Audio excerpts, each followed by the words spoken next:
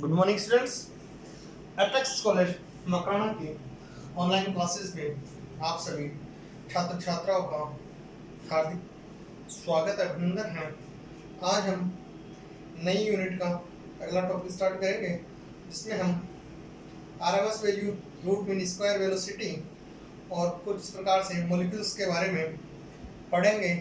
Maxwell equations पढ़ेंगे, application of Maxwell equation पढ़ेंगे। तो हम बीएससी पार्ट 2 में हमारा नया टॉपिक है डिस्ट्रीब्यूशन ऑफ मॉलिक्यूलर वेलोसिटीज। हमारा टॉपिक है distribution of molecular velocity. Distribution of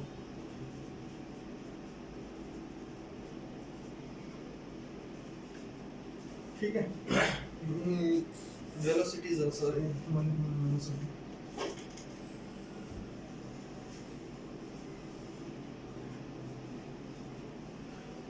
अर्थात आणविक वेगों का वितरण, जैसा कि मैक्सवेल ने बताया कि जो डिस्ट्रीब्यूशन है वह किस प्रकार का है।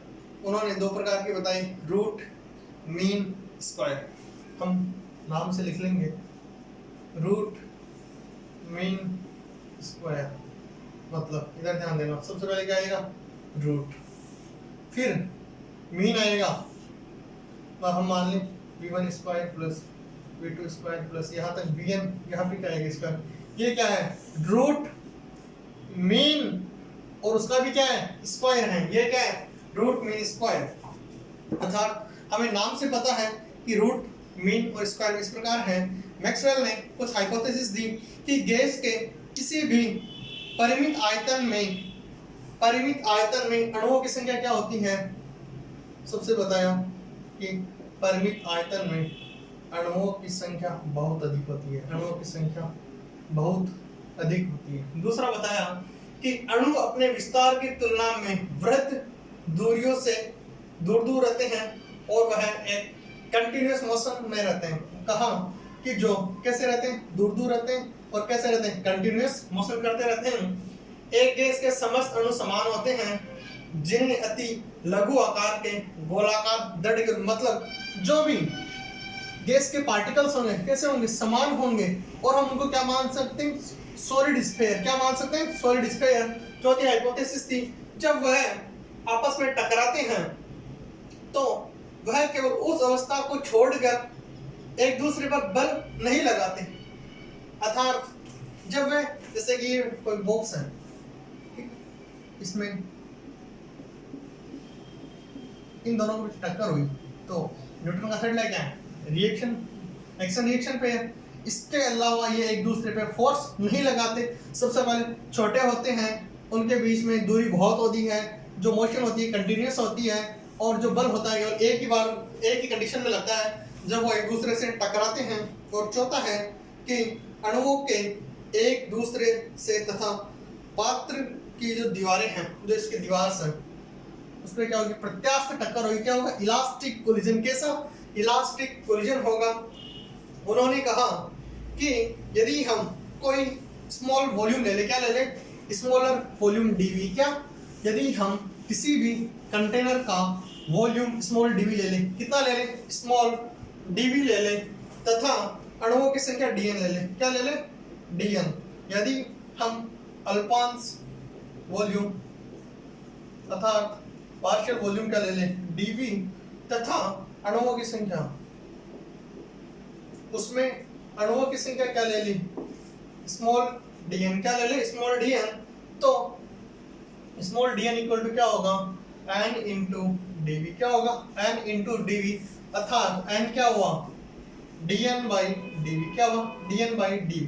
dn क्या हुआ, प्रति एकांक आयतन में अणुओं की संख्या। क्या होगा, प्रति एकांक आयतन में अणुओं की संख्या। ठीक है, स्मॉल n इक्वल टू क्या होगा, प्रति एकांक आयतन में अणुओं की संख्या।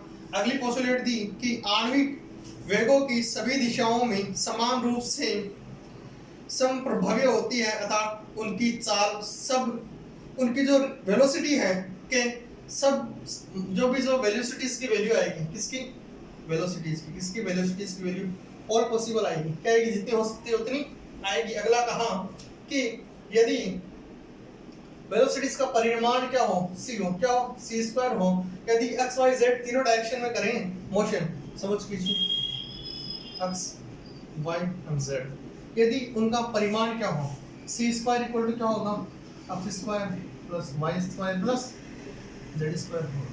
c क्या है, उनका मैग्नीट्यूड क्या है, वेलोसिटी का मैग्नीट्यूड है, ठीक है। यदि हम इस प्रकार मान ले कि x दिशा में क्या है, u प्लस डी यू, क्या u प्लस, यदि हम इस प्रकार मान लें कि हम मान लेते हैं कि x दिशा में जो वेलोसिटी है वह क्या है, u plus D you. x दिशा में डायरेक्शन क्या मानेंगे, u plus D you, and minus y direction में क्या मानेंगे, y का मतलब माइनस y में क्या मानेंगे हम यदि माइनस y में यदि आप x y z यदि y में मानते हैं क्या होगा, v plus D V, z में क्या होगा u v, एंड हम w लेंगे क्या होगा w प्लस डी डब्ल्यू, ठीक है। यदि x y z तीनों में यह है और हम प्रायिकता के सिद्धांत से अणु के x घटक में लिखना चाहें तो किस प्रकार लिखेंगे, हम उनको लिखना चाहें तो इस प्रकार से लिखेंगे,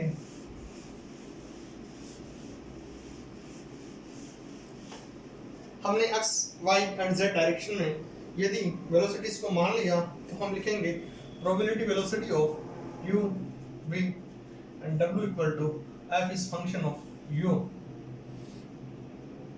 f is function of u, du is function of v and dv and function of w is dw, ठीक है।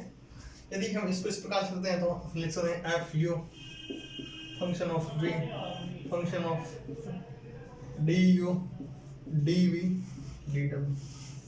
हमने क्या किया, u v w को एक साथ में लिख दिया, अर्थात उपयुक्त जो भी रेंज है उसमें मध्य वेग घटक वाले अणुओं की संख्या क्या होगी, dn इक्वल टू क्या होगा, dn इक्वल्स टू होगा and p u v and w, ठीक है। यदि मैं इसमें p की वैल्यू को पुट करूं तो क्या होगा, dn इक्वल टू क्या होगा, एंड क्या लिखूंगा, and equal to function of u function of v function of w du dv and dw। इस प्रकार लिख सकते हैं हम कि जो ये आया, यदि हम x y z घटक में u v, यदि हमें वेलोसिटी डायग्राम बनाएं जिसमें कोई पार्टिकल है, यदि हम इसी के लिए ऐसे वेलोसिटी डायग्राम बनाना चाहें,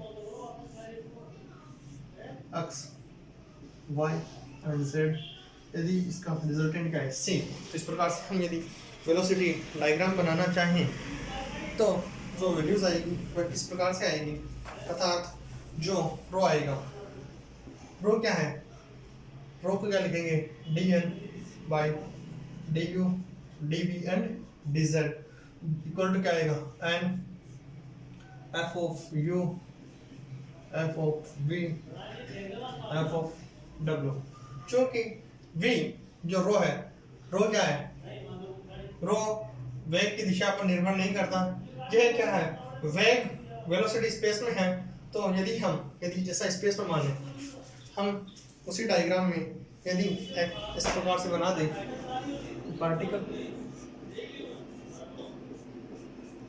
इसके u v w तीन वेलोसिटीज हैं, क्या है u v और w तीन वेलोसिटीज हैं, तो हम बता सकते हैं f ऑफ u, इसको हम क्या मान सकते हैं, कांस्टेंट, क्या इतने को f of u v w क्या मान लेते हैं, कांस्टेंट मान लेते हैं। तो इस समीकरण में वैल्यू पुट करते हैं हम, यदि इस समीकरण में वैल्यू पुट करते हैं और डिफरेंशिएशन करते हैं, डिफरेंशिएशन करने पे क्या आएगा, d and f is function of u, f is function of u, f is function of v, f is function of w, ठीक है, इक्वल टू क्या आएगा 0, क्योंकि कांस्टेंट का डिफरेंशिएशन क्या होता है 0।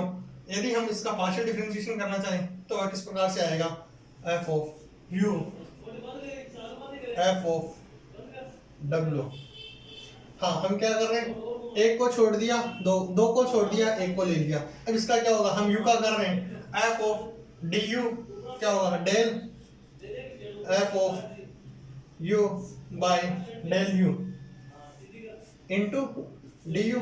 सिमिलर दो लिख देंगे, f of u f of v. Similar del is function of, यहाँ पे u था, अब क्या लिखेंगे, v by del u into d we.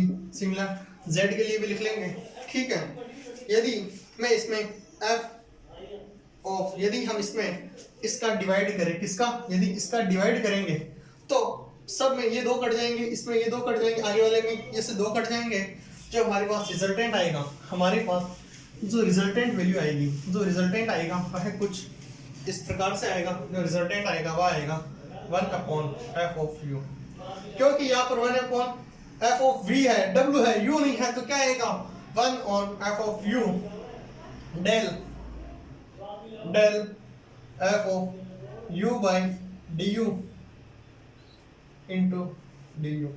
ये डेल u है, ठीक है। सिमिलर क्या आएगा 1/f of v del is function of v by del v into dv plus 1 function of w is del of function of w upon del w into dw। इस प्रकार से यह कुछ आती है, तो इसका मान क्या रखेंगे, 0। इसको किसके बराबर कर दें, 0। हमें पता है u square plus v square plus w square minus c square equal to 0। ये कहाँ से आया, तो हमें पता है कि v u and w velocities है, तो उनका मैग्नीट्यूड क्या आएगा, v square u square and w square को हम क्या कर देते हैं 0। तो हम लिखते हैं कि इसका डिफरेंशिएशन करेंगे तो क्या आएगा, 2 से 2 सब में कट जाएगा, क्या आएगा 2v du 2u du plus 2v dv plus 2w dw plus minus 2c dc equal to क्या आ जाएगा 0।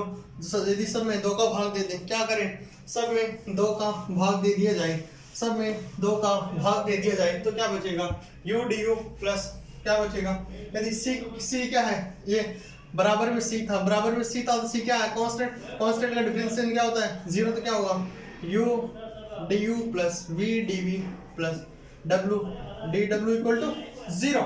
यही तो आएगा। अर्थात इस प्रकार जो हमने ये वैल्यूज निकाली, हम कह सकते हैं कि 1/1 function of f of u into del f of u del u into du plus 1 function of v del function of v into del v into dv plus 1 function of w del is function of del w upon del w into dw, ठीक है। इस प्रकार इसको लिखते हैं। तो यदि हम इसके साथ जो कांस्टेंट आया, ये 1/f of u del f of u upon du, यदि हम इसमें लिख दें तो du को बाहर लिख के यदि इसको हम मल्टीप्लाई कर दें किससे, बीटा से, किससे, बीटा से। इसमें भी सिमिलर, यदि इसको किससे कर दें, बीटा से, किससे, बीटा से, किससे न, हमें u को बीटा से करना है, u को du, जो वाक्य आएगा क्या आएगा du प्लस यहाँ पर एक टर्म आएगी क्या, इसमें एक टर्म आएगी प्लस बीटा u, इसमें क्या आएगी बीटा v, इसमें भी कर देते हैं बीटा w, क्या करते हैं, तो इन दोनों सब में कॉमन आया, क्या आया कॉमन। इस प्रकार यदि सब में कॉमन, यदि ये डेल w देखो, ये del dw bw beta d beta v beta u beta v, हमें पता है कि यदि 1 function of u into del is function of u upon del u into du equal to क्या आता है plus beta u equal to क्या है 0, ये 0 ये 0 ये 0, तीनों 0, क्या है तीनों 0। तो यदि हम इनको, हमने क्या किया, जो ये था इसको सबसे मल्टीप्लाई कर दिया, इससे मल्टीप्लाई किया तो क्या बचा del is function of u upon del u into one upon function of जो हमारे पास वैल्यू थी, यदि हम उसको one is f of u, क्या एफ ऑफ यू सिमिलर यदि इसमें रख देते हैं तो हमें पता है, और यदि हम इसका अगेन डिफरेंशिएशन करते हैं तो हमारे पास कुछ वैल्यूज आती हैं, हमें एक डिफरेंशिएशन करना है, डिवाइड करना है। इस प्रकार हमने डिस्ट्रीब्यूशन पढ़ा मॉलिक्यूलर वेलोसिटीज का। मैं आप सभी छात्र छात्राओं का अगेन एपेक्स कॉलेज मकराना परिवार की तरफ से बहुत बहुत आभार ज्ञापित करता हूँ and again thank you so much. और मैं आपसे आशा करता हूँ कि जो आप सीख पा रहे हो उसे पढ़ भी रहे हो and again thank you so much.